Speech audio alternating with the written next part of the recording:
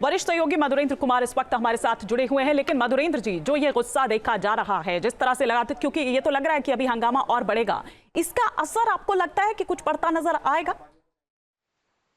देखिए, बिल्कुल ये असर ही है। जिस तरह से ये मामला पूरी तरह से पब्लिक डोमेन में आया, जिस तरह से इस मामले ने तूल पकड़ा और जिस तरह से नोट जो है उसके वीडियो भीतर से आए, लेकिन उसके टुकड़े जो है जले हुए बाहर निकल कर आए और वो भी दरअसल पब्लिक प्लेटफॉर्म पे सरफेस होना शुरू हुआ।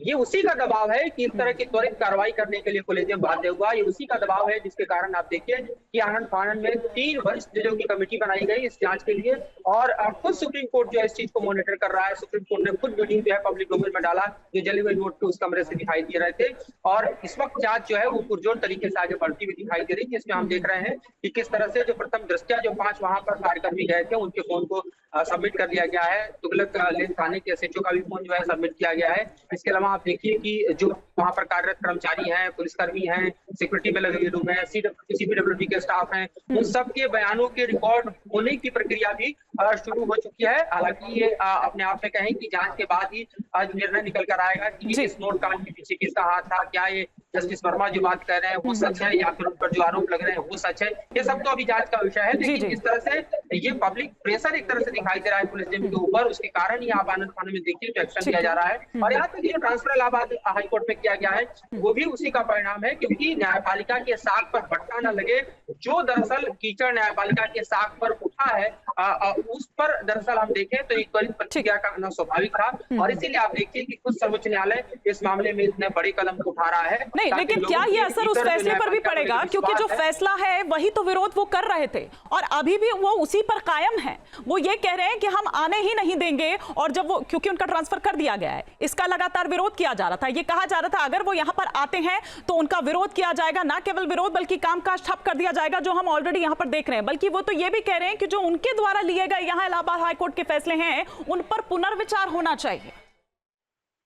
देखिए, जहां तक इलाहाबाद बार काउंसिल के तमाम इस तरह के सवाल हैं और विरोध हैं, उसको अगर हम देख रहे हैं तो ये भी देखना होगा कि एक बड़ा धड़ा जो है और वो ये भी कह रहा है कि जब तक कोई फैसला नहीं तब तक क्यों ट्रांसफर किया गया है। उनसे भले केस विड्रॉ कर लिया जाता, लेकिन ट्रांसफर की कोई जरूरत नहीं थी, क्योंकि transfer is called is a type of punishment, तो इसकी भी क्या जरूरत थी। तो और हम देख रहे हैं कि पार्लियामेंट में भी ये मसला उठ रहा है, स्थगन प्रस्ताव तक आ चुका है। तो अलग अलग हलकों में इसकी त्वरित प्रतिक्रिया हमें जरूर दिखाई दे रही है, चाहे बार काउंसिल को देखें या फिर हम जस्टिस कार्डू के आर्टिकल को ही रेफरेंस लेकर बात करें या फिर मणिकम टैगोर ने जिस तरह से स्थगन प्रस्ताव लाया उसकी बात करें। लेकिन हमें भी देखना होगा कि जो सरकार की तरफ से कानून मंत्री ने कहा कि जांच की रिपोर्ट के बाद ही हम इस पर कुछ टिप्पणी करेंगे, तो ये अपने आप में सब कुछ जांच पर डिपेंड करता है कि वो किस दिशा में आगे बढ़ती है, वो किन नए फाइंडिंग्स को जो है वो पाती है और जांच में क्या निकल कर आता है।